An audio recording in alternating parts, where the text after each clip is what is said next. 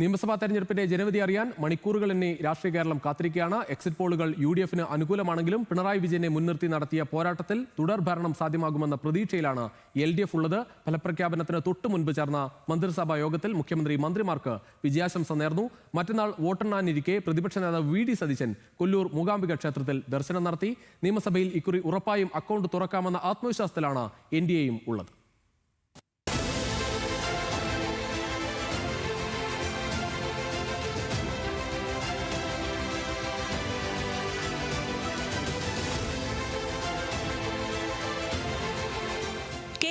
ഉദ്വേഗത്തോടെ കാത്തിരിക്കുന്ന നിയമസഭാ തെരഞ്ഞെടുപ്പ് ഫലമറിയാൻ ഇനി 2 രാത്രിയുടെയും 1 പകലിന്റെയും ദൂരം മാത്രം.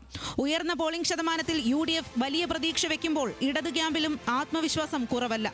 എക്സിറ്റ് പോളുകളടക്കം അനുകൂലമായതോടെ 10 വർഷമായി കൈവിട്ട ഭരണം തിരിച്ചുപിടിക്കാമെന്ന കണക്കുകൂട്ടലിലാണ് ഐക്യജനാധിപത്യ മുന്നണി. എന്നാൽ ഭരണവിരുദ്ധ വികാരമില്ലെന്ന വിലയിരുത്തലിൽ ഉറച്ചു നിൽക്കുകയാണ് LDF ക്യാമ്പ്. നേരിയ മാർജിനിൽ വിജയിച്ച് കയറാമെന്ന് തന്നെയാണ് പ്രതീക്ഷ. എക്സിറ്റ് പോളുകളിൽ UDF-നുള്ളത് നേരിയ മുൻതൂക്കം മാത്രമാണെന്നതും ഇടതുപാളയത്തിന് ആത്മവിശ്വാസം നൽകുന്നതാണ്.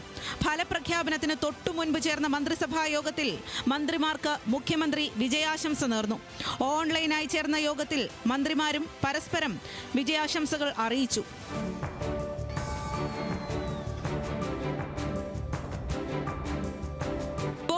ദിവസങ്ങൾ മാത്രം ബാക്കി നിൽക്കെ പ്രതിപക്ഷ നേതാവ് VD സതീശൻ കൊല്ലൂർ മൂകാംബിക ക്ഷേത്രത്തിലെത്തി ദർശനം നടത്തി. ഇന്നലെ രാവിലെ മംഗളൂരു വിമാനത്താവളത്തിലെത്തിയ സതീശൻ പിന്നീട് കാറ് മാർഗമാണ് കൊല്ലൂരിലെത്തിയത്.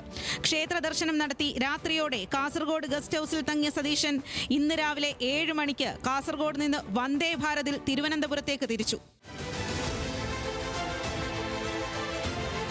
തെരഞ്ഞെടുപ്പ് ഫലം വരും മുൻപുള്ള കോൺഗ്രസിലെ മുഖ്യമന്ത്രി ചർച്ചകൾക്ക് ഹൈക്കമാൻഡ് തടയിട്ടെങ്കിലും പിന്നോട്ടില്ല എന്ന നിലപാടിലാണ് അണികൾ.